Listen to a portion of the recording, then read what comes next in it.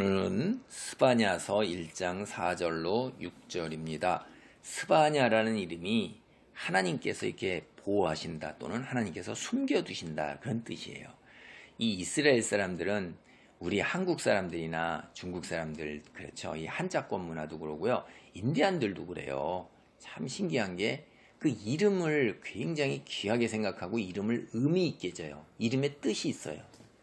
그래서 그 이름을 보면 어떤 생각을 하고 있는가라는 걸 아는데 이 신앙이 있는 사람들은 다 보면 거기에 하나님의 그 섭리와 역사와 하나님의 존함, 이름 이런 것들이 들어가 있어요. 하나님께서 귀하게 보신다, 하나님께서 숨기시고 보호하신다는 건 보석 같은 존재죠. 보호하고.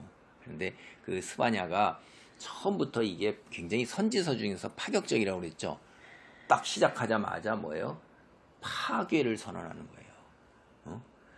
여호와께서 내가 땅의 모든 것을 진멸하리라. 일반적으로 이건 뭐예요? 창조의 노아 홍수를 그냥 딱 생각나 버리게 하잖아요. 사람과 짐승을 진멸하고 공중의 새와 바다의 고기와 거치게 하는 것. 이거 진멸하고 멸절하리라. 야, 이게 처음에 창세기에 처음에 하나님께서 일주일 내내 창조하실 때 그런 이야기들을 한 번에 그냥 싹 쓸어버리시겠다는 거예요. 멸절하는 거예요. 세상이 그러니까 어떻게 되냐? 끝나는 거죠. 이걸 선언하는 게 이게 엄청난 파격적인 거예요. 그런데 왜 이렇게 세상을 다 멸절하고 진멸하고 끝내냐? 그게 유다 너희 하나님의 백성이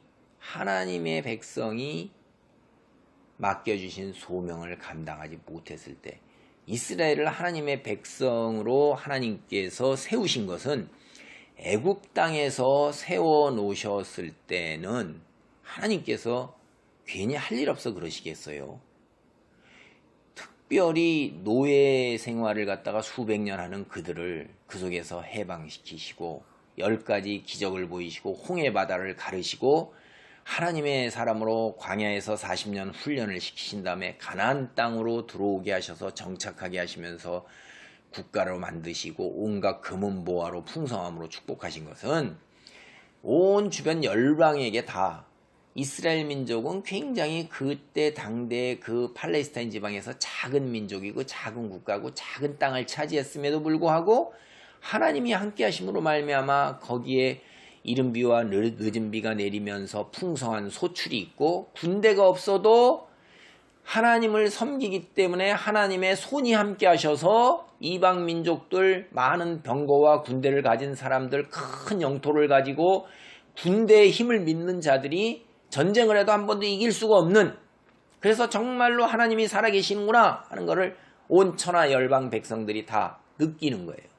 어떻게 저렇게 작은 민족이 저 작은 땅덩어리에서 저렇게 풍성한 삶, 그 다음에 군대도 제대로 없는 나라, 그런 나라에서 어떻게 저렇게 우리처럼 수많은 병거와 마병을 갖추고 군인을 갖춘 나라가 맥도 못 쓰냐. 하나님이 계시다. 저들이 믿는 하나님이 계시다라는 것을 드러내는 그렇게 살라고 그러는 거예요. 근데 그렇게 못 살았어요. 이들이. 하나님을 섬기고 열심을 내서 하나님 말씀 안에 거하는 것 이걸 못한 겁니다. 이거 뭐예요? 종교적인 죄예요. 이게 못한 게 그게 4절로부터 6절에 그래서 너희 망한다. 근데 종교적인 하나님을 떠난 게 종교적인 죄를 진 거죠. 그렇게 되면 너희는 어떻게 되느냐? 사회적으로도 망한다는 거예요. 7절로부터 13절까지가 도덕 윤리가 타락해버리는 거예요. 살기가 정말로 힘든 세상 되는 겁니다. 정말로 도덕윤리가 타락하면 그 소관이 지옥이에요. 이게 사실 일반 백성들한테는 너무나도 고통스럽고 힘든 나날이죠. 삶 자체가. 그래서 오늘은 1장 4절로 6절인데 유다의 종교적인 죄가 뭐냐 하는 것을 살펴보겠습니다. 하나님께서 이게 멸절하리라 하고서 이제 앞에 일반적으로 멸절하는데 이제는 4절에서 6절은 유다를 멸절하겠다는 거예요. 그러니까 세상을 다 악한 세상의 일반 악을 멸절시키는데 그 다음에 그 속에 당연히 유다도 멸절되는 것입니다. 먼저 세상의 악을 멸절하고 유다를 멸절하는 거예요. 그게 누가예요? 하나님께서 직접 하시는 거예요. 하나님의 손이 직접 하는 거예요. 우리가 구약 성경에서 하나님의 손이라는 표현이 한 수이백 번 정도 나와요. 여러분, 손이 우리 손으로 볼 때 손으로 하는 역할이 얼마나 다양해요. 인간이 이 가진 손이라는 것이 기가 막힌 하나님의 작품입니다. 손가락 마디에 손바닥에 이걸로 짐승들은 못하는데 인간만이 할 수 있는 이 손으로 해서 할 수 있는 것이 얼마나 많습니까? 짐승들은 상상도 못하는 일을 인간은 이 손을 가졌기 때문에 하는 거예요. 그 손이 전능자의 손이란 말이에요.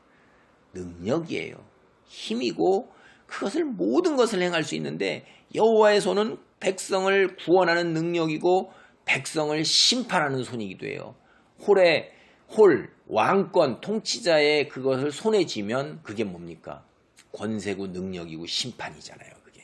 그분의 말씀에 따라서 행하지 않은 것은 권세를 진 사람, 통치자가 그냥 말 한마디로 죽는 겁니다. 그래서 이게 근데 무서운 거잖아요. 하나님께서 이 세상을 창조하시고 이스라엘 백성을 자유인이 되게 하시고 하나님 백성 삼으셨는데 축복이란 말이에요, 하나님이. 그런데 이제 하나님이 뭐가 돼요? 저주가 되는 거예요. 심판이 되는 거예요. 파괴자가 되는 거예요. 야, 이거 참 기가 막힌 거죠. 원수가 되는 거예요, 이게. 이게 참 무서운 거예요. 이스라엘이 범하고 있는 종교적인 죄가 4가지입니다. 내가 유다와 예루살렘의 모든 주민 위에 손을 펴서 남아있는 바알을 그곳에서 멸절하며 그마림이란 이름과 및 그 제사장들을 아울러 멸절하며 또 지붕에서 하늘의 뭇별에게 경배하는 자들과 경배하며 여호와께 맹세하면서 말감을 가리켜 맹세하는 자들과 여호와를 배반하고 따르지 아니하는 자들과 여호와를 찾지도 아니하며 구하지도 아니한 자들을 멸절하리라. 첫째, 배교하는 거예요. 바알을 찾는 거예요. 두 번째, 충성, 불충, 불충이라 이 말이에요. 하나님께 경배하지 않는다 이 말이에요. 그 다음에 배신을 때리는 거예요. 여호와를 배반하고. 그 다음에 하나님을 찾지도 구하지도 않아요. 실천적으로 물신을, 삶 속에서 무신론입니다. 이게. 그러니까 종교적인 죄가 4가지예요. 그래서 여기에 나오는 사람들이 6종류의 사람이 나와요. 하나님을 믿지 않는 사람들. 첫째, 바알 숭배자. 두 번째, 거짓 제사장. 그마림이란 이름, 그 제사장 나오죠. 그 다음에 별들을 숭배하는, 지붕에서 하늘의 뭇별에게 경배하는 자. 하늘, 별 숭배하는 자들이. 이거 오래된 거예요.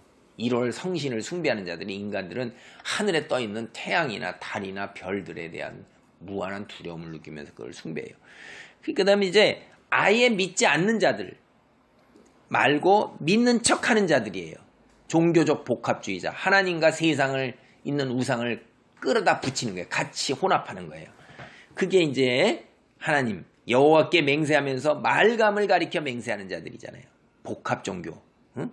세상의 것들을 적당히 갖다 끌어붙이는 거예요. 그 다음에 타락한 자들, 여호와를 배반하고 따르지 아니하는 자들. 그렇죠? 이런 자들이 누구예요? 타락했잖아요. 그 다음에 여호와를 찾지도 아니하고 구하지도 아니하는 자는 실천적으로 믿으면 믿는다고 말만 그런 거지 실제는 안 믿는다 이 말이에요. 행위 속에서, 삶 속에서. 그런 믿는 척하는 이런 3가지 인간과 아예 안 믿는 인간들, 이런 인간들이 있는 거예요. 아이고 참. 그래서 하나님이 그럴 때 어떻게 해요? 참 기가 막힌 거죠.